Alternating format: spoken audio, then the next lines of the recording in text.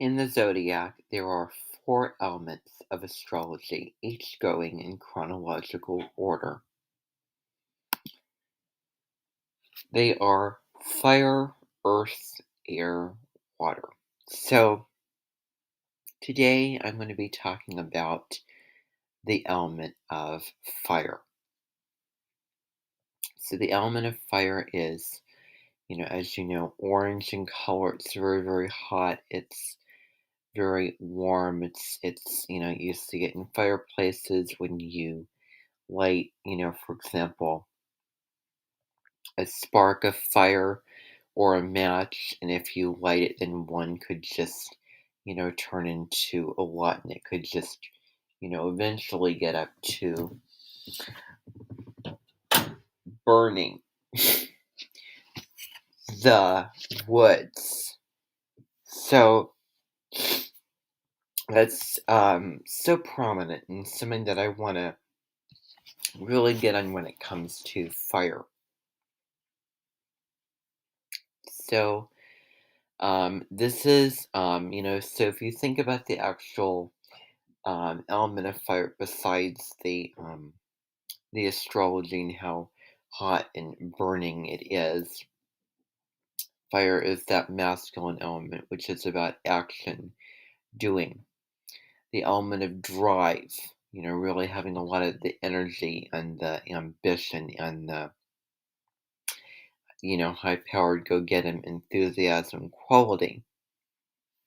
This can also have to do with charisma. They're very charismatic. They have that spark, because fire has that spark to life. That passion for life and living, going out into the world, doing this or that. The energy, the enthusiasm. This is also the element of romance. It's very loud. Um, you know, if you think about just the wonders of life and all they really have to offer, fire is really all about seizing that. Very bold, outward, exuberant. Um, you know, Fire is, all about that initiating element, that energy element. Uh, and, just, loving children and, really stimulating and loving adventure and wanting to see life as a movie. That get up and go quality. Um, so very exuberant, very generous, very giving, thirst for life, living it sacredly, living life sacredly. Fire is also very philosophical, so having that philosophy, loving freedom. Now, the downside, this can be impulsive, doing things without thinking about them. This can be also arrogance, just, bossing this person around, that person around, and can also be selfish, meaning doing something for yourself that that that that downplays others, basically that hurts others. That's what selfish means. Combative. Fire is also very combative. Uh, you know, this is not a word, but altercative, like altercation. Destructive. There's no in between really when it comes to fire. It's hot or hot. Selfish, also looking at ego, narcissism, not naysaying. Naysaying is just, being skeptical over, this or that maybe. Um, It's not necessarily narcissism, although it could be paired with narcissism. Really being strong in your beliefs and not giving those up, which is not selfish. So, clumsy, also, clumsy um, all over the place as well. Fire signs are very extroverted, wanting the center of attention, wanting to be loved and noticed and adored, appreciated, wanting to be the leader, wanting, um, the freedom of, doing this or that, going its own way, speaking their mind, social, expressing themselves, magnetic, like think of a magnet, you're drawn to that. Also very restless, not willing to just stop. Restless and spontaneous. Um, Spontaneous, just not going off with, you know, going off what somebody tells them, just not wanting to go along with that. Also, there's an appreciation with some beauty as well. Probably not the, Venusian beauty as much as another type of beauty. Fire really, really needs to keep itself stimulated, keep that fire burning. Earth, which is the element of stability, practicality, things being solid, the rhythms of the earth, groundedness, counterbalances fire. I mean, air is the element that is so similar, um, you know, to fire, and then you have, which is also counterbalances complements the fire, and then earth and water. Water is also the element of the feminine sensitivity, emotions, intuitions, security, which, emotional security, which counterbalances the fire.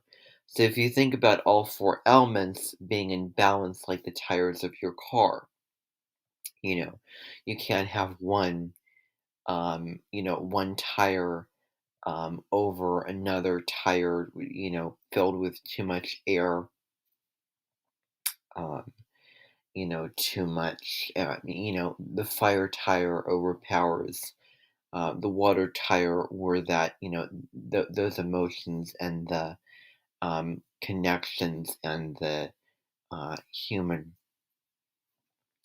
really is overpowered. And I want to recommend to you this book, Missing Elements, Inspiring Compassion for the Human Condition. Um, and this book, as you can see here, Deborah Silverman is an astrologer, psychologist, and in this book, she starts. She worked with Sting, and her work is based off of Carl Jung's psychology.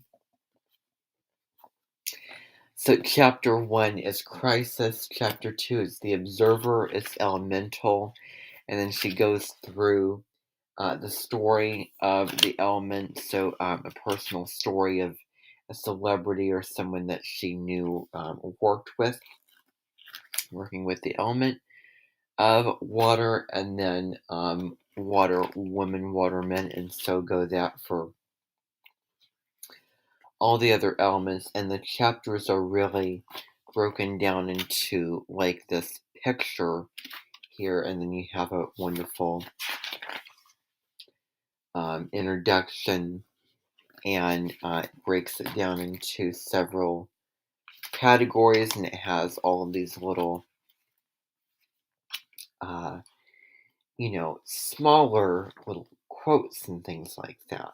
And so I'm just going to read to you.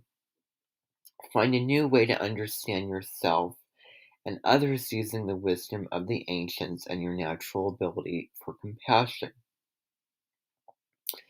The missing element was written for all of us who have ever felt that something was wrong with us, that we are odd and outside the norm. Drawing on her profound spiritual knowledge and sensitivity, Deborah Silverman seeks to help you see beyond your perceived flaws, to find your true self, your gifts, and your place in the world.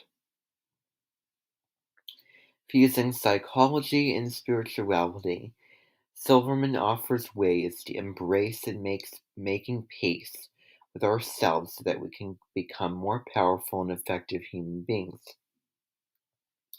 Her teaching comes from the wisdom of the elders, using personality types that are based on the four elements. She reveals that whatever pain you experience is specific to your personality and that your issues will repeat themselves again and again until you see yourselves and others from the compassionate vantage point that unites all of us. Um, so, yeah, balancing these elements, fire, earth, air, water, affects your health, mental, emotional, spiritual, and physical well being thought patterns. Fire looks at the heart, yeah, just the feeling and the loving center, mind, and intellect. Fire can be excessive. Fire looks at the planets of the Sun, Mars, and Jupiter, the signs of Aries, Leo, and Sagittarius in astrology. Aries is March 21st through April 19th, early spring. Leo is July 23rd through August 22nd, August, not the other. Sagittarius is November 22nd through December 21st. And these are cardinal, that get up and go, that initiating, that leadership. Fixed fire, Leo, very strong if you think about fixed, not, giving up the position, loving, loyal, that's upside to fixed. Stubborn, downside to it. And Sagittarius is mutable fire, which is, all over the place, very adaptable, changeable. The end of this season fixes the middle of this season, cardinals the beginning of the season. We have the ram, lion, centaur as those fire symbols. Fire is about action, so doing as opposed to energy. We really, really need to balance the masculine with the feminine, that receptivity, taking things one step at a time. Love, you know, fire needs to keep moving. That fire has to keep burning. Exercise, moving the body. Fire has to do with body. Fire is alive. Moving energy, challenging themselves. With the fire and you know, just all of those things as well. So you can get a sense of what fire is in this video. Thank you.